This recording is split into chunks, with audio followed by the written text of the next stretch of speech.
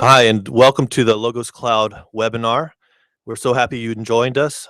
We'll be covering today the basics of Logos Cloud. We'll be talking about how to maximize your devotions with Logos Cloud, how to explore your resources, and then how to customize your workspace for efficient study. I'm so excited to introduce our speaker today. His name is Adam Borys. Adam has worked in customer service here at Faith Life for over 9 years and knows the software really well. He's one of our Logos Cloud trainers. And what I appreciate most about Adam is that he has this deep knowledge of the software, but also has a passion for getting people in their Bibles and knowing the Bible better. So Adam, thank you so much for joining us, and welcome to the webinar. Happy to be here. So we're just going to jump right into it. If you have Logos Cloud installed already, go ahead and open up the program. And we're just going to start here with the basics. So like John said, we're going to be talking about how to get the most out of your devotions and how to really use the software to organize the way that you study the Bible. And the first thing that we want to do for that is choose which Bible translation is going to be your preferred version of the Bible. So if you see, we have it opened up here to the home page. And you should have one little box like this that says choose preferred Bible. It may not be right here in the same location on your homepage. It loads dynamically, so sometimes things end up in different places. I'm going to go ahead and choose the English Standard version. That's the default version, but also one of my favorites. If you're looking for one that's not on the top 3 here, you can click more, and we have several different options to choose from. And you might be looking for another translation that you don't see here, and that's okay. If you're looking for NIV, for the New American Standard, New King James Version, there's lots of other great translations out there that we don't necessarily have available on a subscription model yet, but that's something we're working on. But if you really have a favorite translation of the Bible that you don't see listed here, let us know. And that's actually something that we could get unlocked and added to your account just for a one-time fee of usually just $10. So let us know if you have any questions about that. By the way, if you have any questions at any point during the webinar, just let us know that as well. You can let us know by sending out a tweet, #LogosCloud, or send an email to webinar@logoscloud.com, and we'll be happy to take those questions right over the air here. Moving on to the next thing. So we're going to be doing a few things here. We want to talk about how to organize our prayer time, organize what we're reading, and then how to get more out of our reading and help us to understand that Bible reading more. So I like to start my devotional time with a prayer list. So over on the left side of your screen, you'll see a little link here that says Get Started with a New Prayer List. When we click on that, it's going to open up a new document. Now, in the program, you'll see lots of different document types. These are documents that you create in the program. These are your personal documents that are saved in the program for you. And whenever you create a document, it automatically saves it in the program and actually in your account, so that we never lose track of that. So that if your computer crashes or something, we have a backup copy of that for you.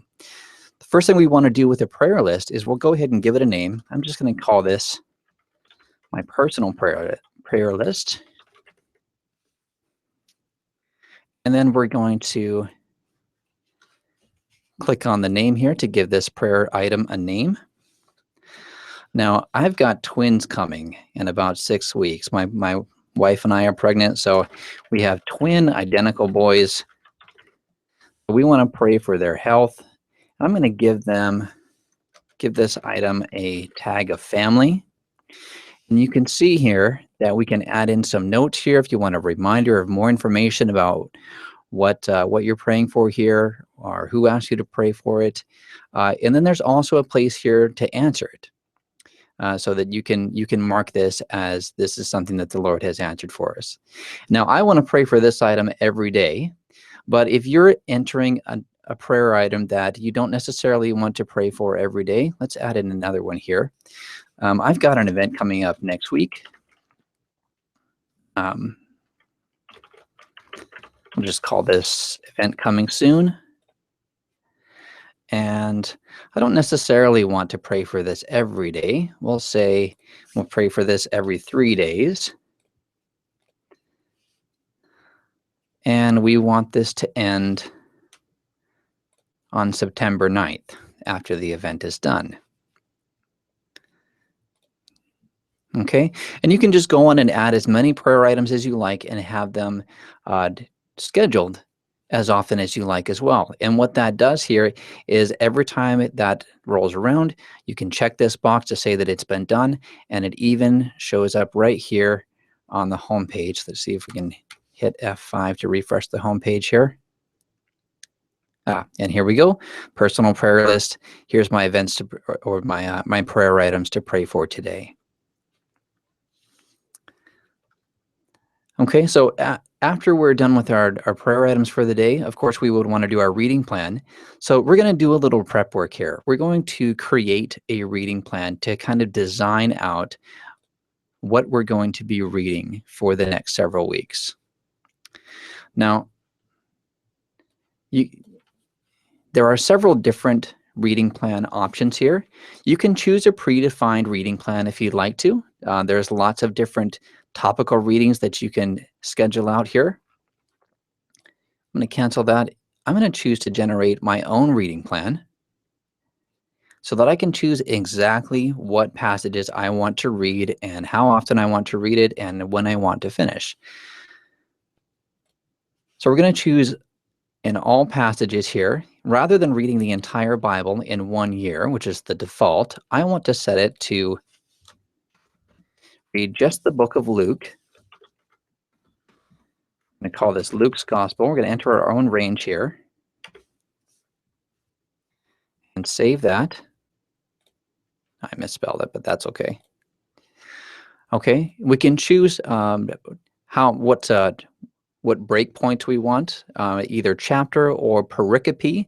Pericopes are those little titles that appear in different sections in the Bible translation that you have, kind of explaining what's happening next and kind of breaks it up into sections.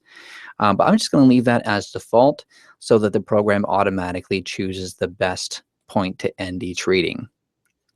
Now, since I have the English Standard Version set as my preferred Bible, it automatically has set it here, but we could change the translation if we'd like to. And it's set to every day. Now, I don't know about you, but it's easy for me to get behind on my Bible reading. So I'm just going to set it, I'm going to give myself a little grace here. I just set it for 4 days a week. And that way, if I get behind, then I'll have those extra days of the week to kind of catch up. Now we can set a starting date, and then we can choose how long we want to read this. I'm just going to set it to be through the Gospel of Luke in 6 weeks. And you can see it automatically calculates out. That's 24 sessions. And then we click Start here. And look at that. It automatically calculates out everything that I need to read and exactly when. Now, you can use it right here in the program, and that's a great option. There's also a couple of other options here for you. I mentioned that these document types synchronize to your account. They also synchronize to your mobile device. So if you're using Logos on an iPad or an Android phone or something like that, then these reading plans will actually show up there so that you don't have to be sitting in front of your computer to be doing your devotions. It'll help you keep track of what you've read no matter where you're sitting. Now, if you also want to export it to Outlook, you can do that here. You can set it to say whenever you have your prayer time or your devotional time in the morning, set a reminder, and then hit the export button, and that's going to save an Outlook calendar file so that you can then open that in Outlook and you can get those reminders every day. And if you're working on Mac, you can also do the same thing with iCal. Okay, now the program automatically saves all of this for us. We don't have to click Save. We just have to close out of here. And if we go to the Documents menu here, we can see all of these new documents to create here. You can see there's lots of different kinds of documents. We're going to be looking at a couple more of those today. And if you just hover over it, you can see what kind of information it gives you. or what kind of information it helps you save. And you can see the list of documents we've already created right here on the open side. Okay, so we've closed all of those panels, and we're going to come back here to the home page, and we're going to open up the link here. This is the one we just created, Read ESV in 6 weeks. And if we click on the link to Luke 1:1, you can see that it opens up the passage in your preferred version of the Bible here. Let me scroll back so you can see that. This indicator that says Start Reading. This is today's reading. On the left-hand side, we've got the passage guide. The passage guide gives you a list of all of your commentaries for today's reading, along with cross-references and lots of other information from your library that all have to do with this passage. All of this is drawing information that you have about this passage, specifically this passage, from the library that you have already. Over on the right, you can see the Explorer, which does something of the same thing, has a lot of the same sections as the passage guide. The difference is the passage guide will give you all of the information from the entire range that you're reading, whereas if you're scrolling down the page, the Explorer will actually reload and give you just the information, kind of narrow down exactly what's in the verse that you're currently at. Okay, now there is a way to customize a lot of this as well. I mentioned commentaries. We're going to look at those more in a couple of minutes. But what if there are certain commentaries that you really enjoy the most? You can set that in the library. I'm just going to close all of these panels at once by typing into the command box here, close all. We come back to the home page. And now look on the top right corner, you've got this little book icon for the library button. And we can type into the library basically anything that you want to find. If you want to type in an author's name, or if you want to type in a subject,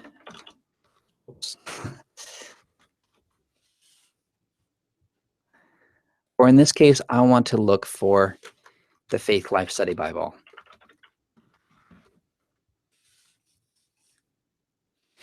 The Faith Life Study Bible is actually a study resource that we produce right here in-house, and I want to make this my preferred commentary. So we click on the Prioritize button here to open this panel, and all you have to do is click and drag the book into that panel, and this will make it your preferred commentary to use. Now, we've already got the ESV there since I set the ESV as my preferred Bible, but we can do the same thing with commentaries or dictionaries or Greek and Hebrew lexicons, or even devotionals if you have a particular devotional that you have in the program that you want to use that every day. We're going to look for one other commentary here. There's one that I think you'll enjoy as well. If you're like me, you come from an evangelical background. And the Evangelical Commentary of the Bible is a nice, simple summary that gives you a little bit of exposition on the passage that you're reading. But of course, there's lots of other commentaries that you have in your library. I should mention that I'm using the premium library today. But both of these resources are available in all levels of Logos Cloud, even if you're just getting started with Essentials. And if you go through the rest of your library and you find that, hey, I really enjoyed this commentary, go ahead and put that over to the top of your prioritized list, and that will show up first in the passage guide. So we'll demonstrate what that looks like in just a second. There's one other thing that I want to do. Let's go back to the Faith Life Study Bible. Since that's one of my favorite resources, I'm actually going to click and drag that right onto the shortcuts area of the toolbar. So now if I want to, I don't even have to go to the library. I can just click on that button and it'll open right up on the screen for me. Okay, so coming back to the home page, let's go back to our study. Now I'm going to refer to a reading plan that I created the other day. And I'm scheduled today to read in Luke chapter 4. So we'll go ahead and click that. And we'll see that it loads up again here. Again, we've got the passage guide on the left, the Explorer on the right. And look at what we have here. The commentaries now appear in a different order. We've got the Faith Life Study Bible at the top, and the evangelical commentary on the Bible coming up next, just like we said it in the preferred resources. Now, when we're getting started reading a passage, of course, the first thing to do is just simply read it over. And a great way to do that is to ignore everything else that's on the screen. And we're going to put this into reading mode here. We can do that by clicking on the panel menu. And you can see we have lots of different options here, including how large the text is and so on. Look down here towards the bottom. We have Show Reading View, which we can also do just with the F11 key. And it lays it out, takes up the whole screen, and puts it into columns here for us. If we like, we can also put that into a different number of columns. I like having it in 2 columns, so it's more like reading a page on a book. And we read through, here we have in Luke chapter 4, the temptation of Jesus, which I'm sure a lot of you are familiar with. The devil tempts him when he's hungry to create bread out of stones. He tempts him to bow down to him, and he would turn over the kingdoms of the earth. And then he tempts him to jump from the pinnacle of the temple and test to see if the Lord's angels will guard against him. We're going to be looking at those temptations here and trying to examine how are those temptations. Some of those do seem really obvious, and some of them don't really seem odd. Why would this even be a temptation for Jesus? What's the sin that he's being tempted to here? So let's exit the reading view. I'm just going to use the F11 key, and it restores back down into its original configuration here. Now, before we look and try to answer those questions, whenever we're reading the Bible, it's a good idea to try to get a good idea of what are the who, what, when, where, and why. Now, the who in this case is pretty obvious. We have a story about Jesus being led by the Spirit, and the devil is there tempting him as well. That's pretty straightforward. But where are they? Where is this happening? To answer that, let's scroll down in the passage guide until we get to the atlas view. Now, the atlas, just as it sounds, has Bible maps that identify stories that are happening in this passage. And you can see here, we can zoom in and get more information about where this is occurring. And there's a legend here. And we can see that the orange line represents the path that Jesus took to be baptized by John at the Jordan. And then after that, he heads off into this mountainous area, this wilderness, where he's being led by the Spirit to be tempted by the devil. If we want a little bit more information about that, we can also get a visual by using the fact book. So let's come over here to the Explorer. As I was saying before, Explorer tends to narrow down exactly what verse you're in. And since we're at verse 1, it identifies that this is the biblical thing called dry land or wilderness. And here we have a fantastic visual of this is what Jesus was spending 40 days in this wilderness, in this dry desert area. Here's an older picture from the Bible, Baker Encyclopedia of the Bible. So now we have in our mind's eye, this is where Jesus is. This is what he's dealing with. And at this point, he's in verse 2, he's there for 40 days. Now, if you've been reading the Bible for a while, you probably recognize that 40 has some significance. And we identify that there's a little bit of a motif going here. Let's go back to our commentaries. I'm going to open the Faith Life Study Bible. Now notice that it opens in a tab here over the Bible. We want to keep the text of the Bible visible. So I'm just going to click on that tab and drag it down here, and you can see how it fills in the screen where it's going to end up. There we go. I'm going to resize this a little bit so that we have a little bit more room to work with. And I think we're done with the Explorer for now, so I'll close that out.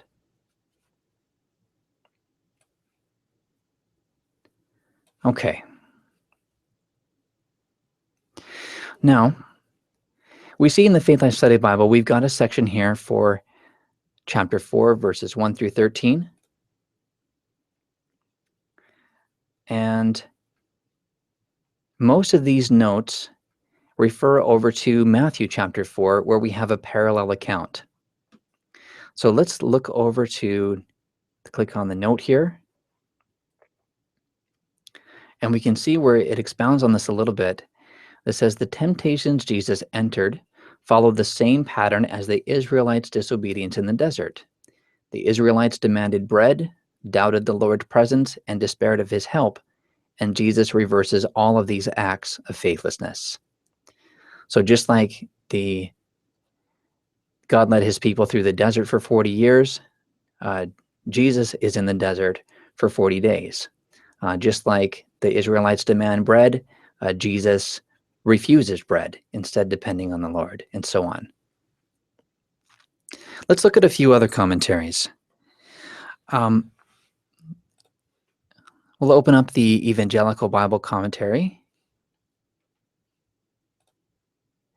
And this, as I said before, gives a little bit more exposition than the Faith Life Study Bible in some cases, but it's just a nice little summary of what's going on here. And we can see that in the first temptation, the devil tries to convince Jesus to use his status as God's son to satisfy his own physical desires. And we go through the rest of the paragraph here, and it gives us a little bit more of an idea of what's going on here. But in a way, it just kind of rephrases what we've already read in the biblical text. It doesn't always give us a whole lot of reason of what's going on. So, for example, I look at this first one. It says, the devil said to him, if you are the Son of God, command this stone to become bread. Now, Jesus has just been fasting for 40 days, and he's hungry. Is there anything wrong with supplying your needs? Is there anything wrong with eating if you're hungry? What's the temptation here? What is the sin that Jesus is being tempted with? So to look at that, let's look at another commentary. I'm going to expand this out so we have all of our commentaries loaded up here. Again, I'm using the premium edition so that I may have more commentaries here than what you see on your screen. And I'm going to select one called A Commentary on the Harmonies. Where did that go?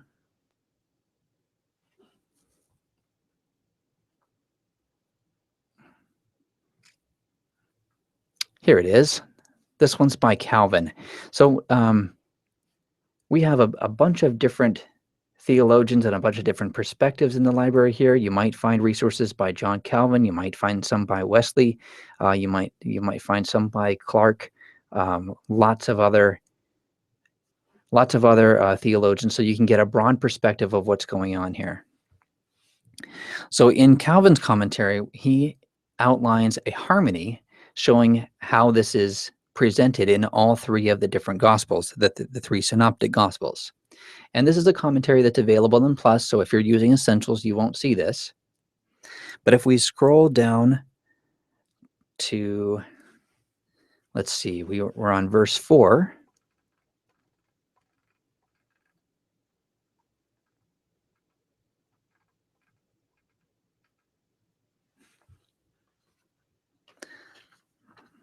I'm going to check my notes here.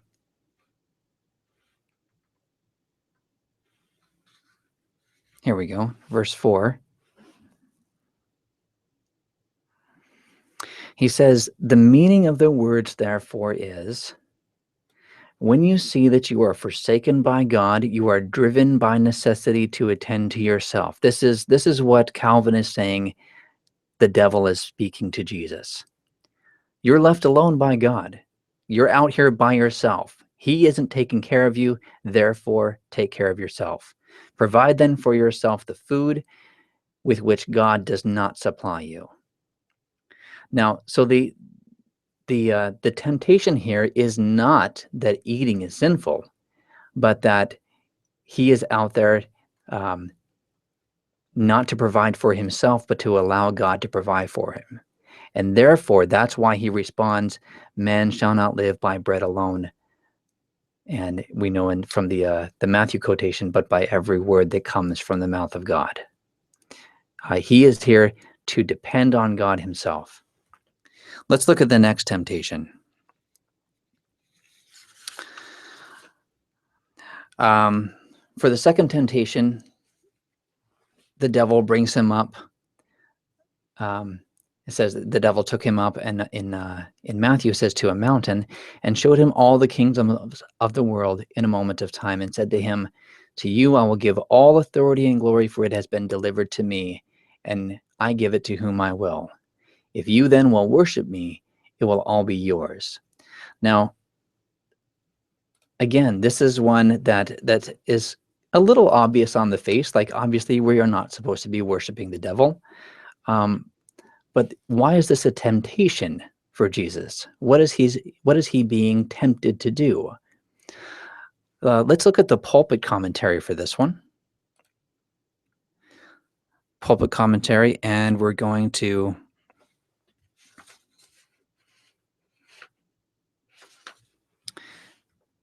skip down to verse 5.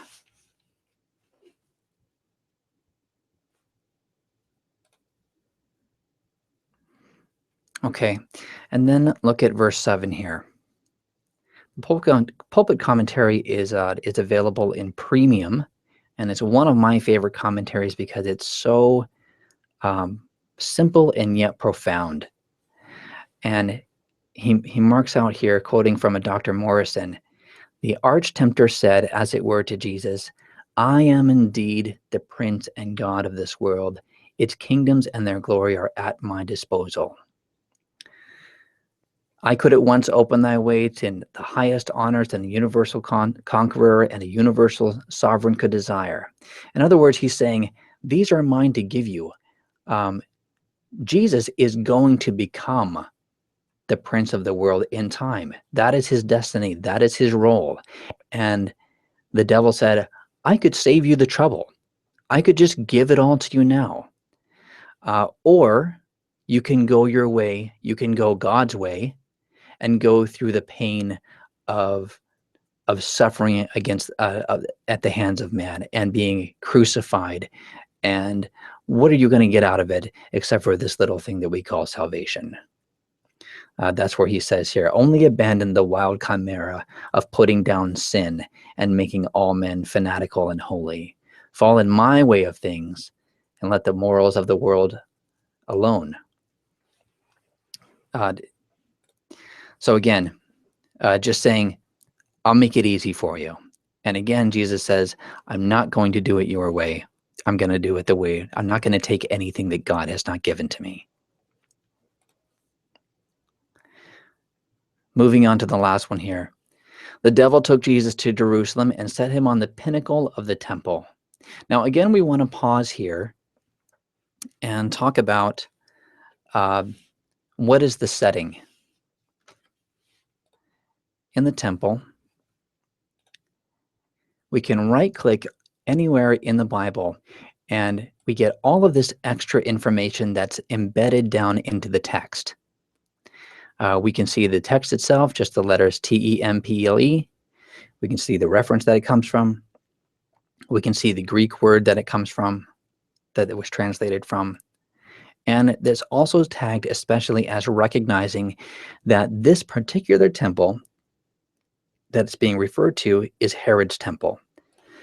And when we select Herod's temple, we can then open the fact book. Okay, we saw dry land or wilderness in the fact book a minute ago. And you probably have seen something like this before, that Herod's temple was a massive structure that simply dominated the cityscape of Jerusalem at the time. In fact, we've got something here. If you click on Search Media for Herod's Temple, that'll open up in a new panel. And there's something here called the Before and After, if I can find it.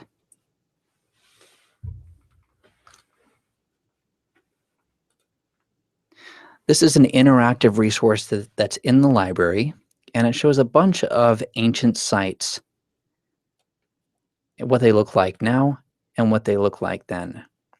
So here we can see what the Temple Mount looks like today with the Dome of the Rock in Jerusalem. And we can slide this over and we can see an artist's rendition of what that looked like in the time of Jesus. So you can see how it absolutely dwarfs any other feature of the city. And in fact, I wasn't going to do this, but we have time. There's another Jerusalem flyover here.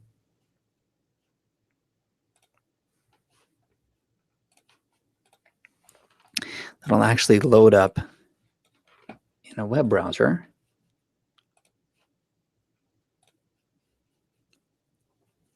And you can see what the whole city looked like in a 3D model.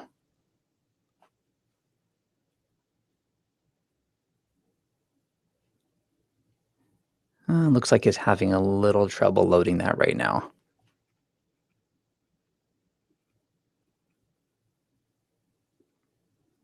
Okay, well, I will leave that for you to explore on your own time. This, by the way, is loading in biblia.com, which is another way to access your resources. Biblia.com is our online Bible reader for anybody to use. And when you sign in with your Logos or your Faith Life account, you'll also get access to all of the resources that you've subscribed to in your Logos Cloud subscription. Okay, we're going to clean up our workspace a little bit here and come back to the temple. So the devil has taken him to Jerusalem and set him on the pinnacle of the temple. Well, what is the pinnacle? Let's do the same thing again here. We right-click on pinnacle. We find the fact book identified as a thing this time. Open the fact book. And here we see not only images, but there's also lots of information in the fact book. We see that we have several dictionary entries about what the pinnacle is. Let's go ahead and open the first one here for the Lexham Bible Dictionary. And there's some confusion about what the pinnacle exactly was, but they think that it had to do with which had several high points, or a high point several hundred feet above the Kidron Valley. This is the traditional location of that. So if you can imagine what that looks like, Jesus standing on something like that, several hundred feet above the valley below him. And the devil is tempting him to throw himself down. Now, why would he ever want to do that? Again, let's try to answer that question of what is he actually being tempted to do here. For that, this time we're going to go back to our passage guide, and we're going to open the International Critical Commentary, or ICC. Again, this is a resource that's available in the premium edition.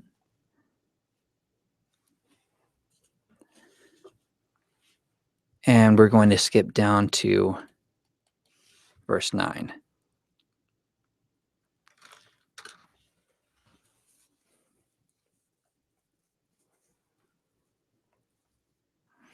Now, look at the structure that the devil uses in his temptation.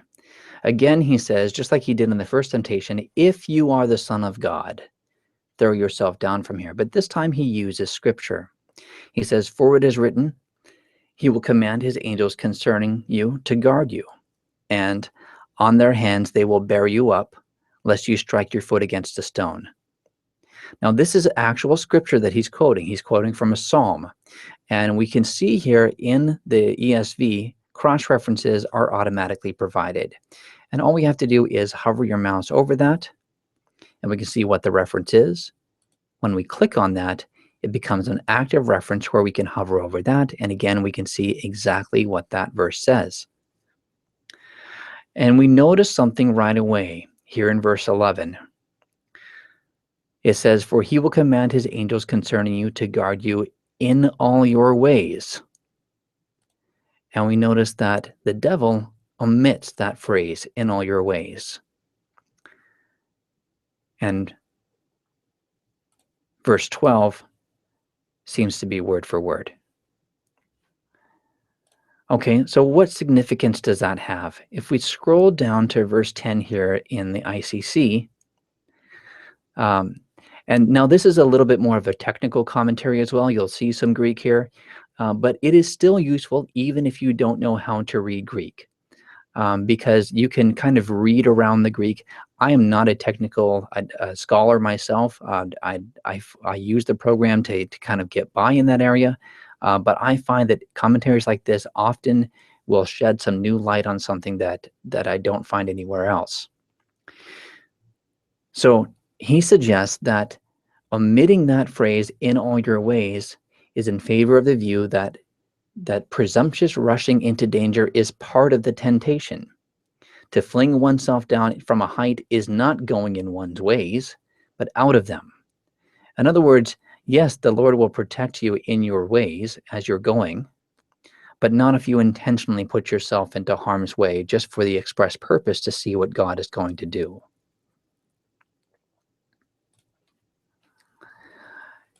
Now, when Jesus responds, of course, he says, "You shall not put the Lord your God to the test." Again, responding with Scripture. And the rest of the commentary here is that Jesus had appealed to Scripture, Satan does the same, and then Jesus shows that isolated texts may be misleading. So in a way, this is a warning to us to be careful how we use Scripture, that we always look at it in its entirety. We look at the complete verse, the complete text, in the context that it belongs, so that we can understand what is the point that is being made by that text. Okay, I want to pause here and see, do we have any questions? Yeah, we have a quick question on how to save this layout. You've built several things on the screen, and I'm wondering if there's a way to get back to this screen if we want to study a different passage.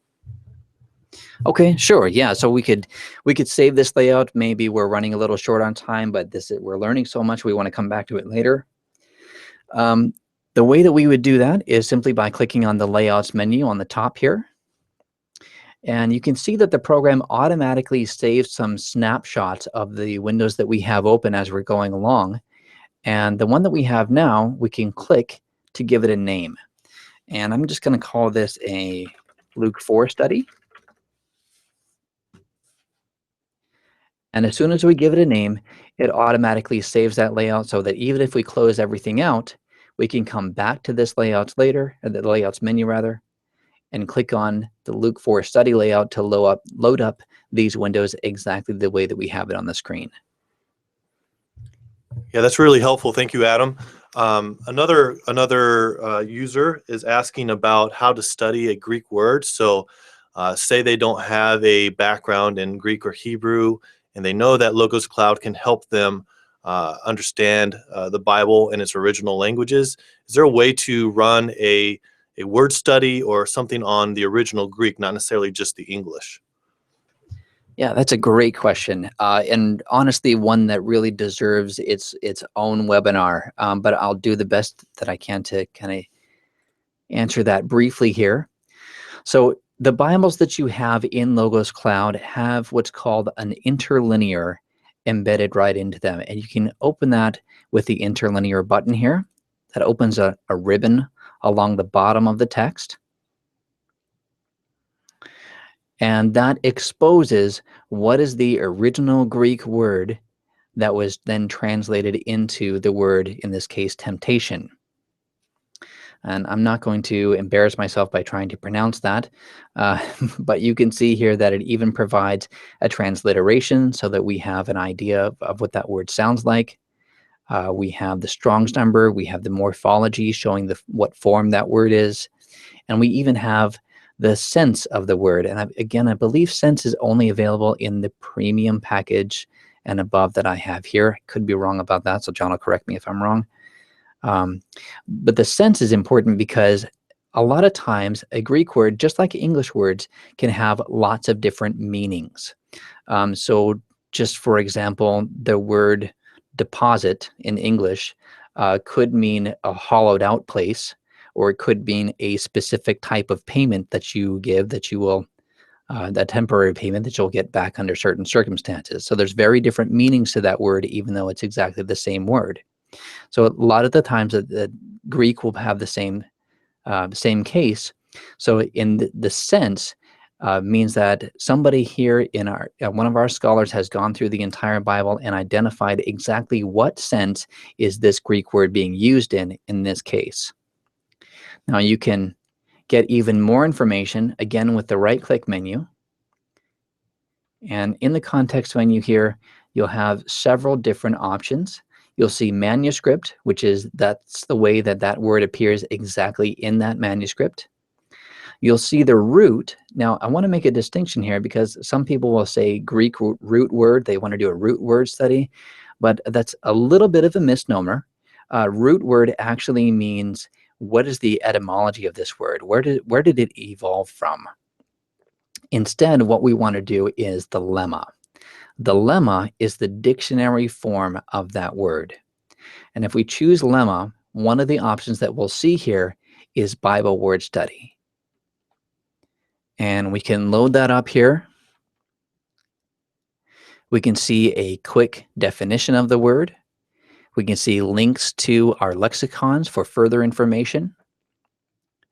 And we can see exactly how that word is translated in this version of the Bible. So we see that temptation is the same word for temptation is also translated sometimes as trial or sometimes as test. And if we click on trial, we can see that segment of verses where the ESV translates this word as trial. There's lots of other information here, and there's lots of training that you could go into to get a better idea of what these words actually mean and how they shed light on the message of the passage. But that's a good little summary for now. Another question is about mobile devices. I think this was answered on our Twitter feed, but I want to make sure everybody in the webinar gets the answer. How much of what we've seen today are we able to do, or just our mobile device? Yeah, that's a great question. Our mobile devices, our mobile apps rather, we have available for iOS and Android. And most of what we've done here today, you can also do on the iPad. It has the passage guide, it has your Bible versions, it has your commentaries. You can even do a Bible word study. It does not have the fact book or some of the more advanced media features. And there's actually a whole bunch of tools that we don't have time to go into today, but you can see there's lots of different tools that you can see here on the desktop version of the program that we don't yet have available on mobile, but we are working on improving that all the time. That's really good. Thank you so much, Adam, for taking the time to help us and guide us through the basics of Logos Cloud. It's a really exciting product that we have here at Faith Life, and we're excited to get Logos into the hands of as many people as we can. So thank you so much, Adam, for spending the time this morning. And thank you who have tuned in this morning to listen. Thank you for taking the time to learn more about Logos Cloud. If you tuned in late or want to watch this webinar later, or maybe share it with a friend, you can do that at logoscloud.com/webinar, and you'll be able to find the recording of this webinar there. Adam and his team here at Faith Life are continually creating content that helps you master the use of your software, all the while helping you to understand the Bible better. The team exists to offer this content to you free of charge. So you can find that content at logoscloud.com/training. It's a brand new page on our website that we've added a lot of video content to, and we'll continually be adding more and more content to this page on our website. Just a lot of videos about how you can do the things that we've talked about today and even more. It's tagged with each library, so the Essentials library, the Plus library, the Premium library, and then the Professional library. So you can find multiple videos there, and we'll continually add more to that. So that's logoscloud.com /training. We do want to hear from you, so feel free to send us a tweet. You can use the hashtag LogosCloud or email us at webinar@logoscloud.com. We would love to get your further questions about how to use the software, your comments, or even input about how to make the webinar even more helpful. We read every email that we get from you, so please send us those emails or send us a tweet via hashtag LogosCloud. Again, thank you so much for joining us today. Much thanks to Adam for helping us through this, and we look forward to the next time. Have a great day.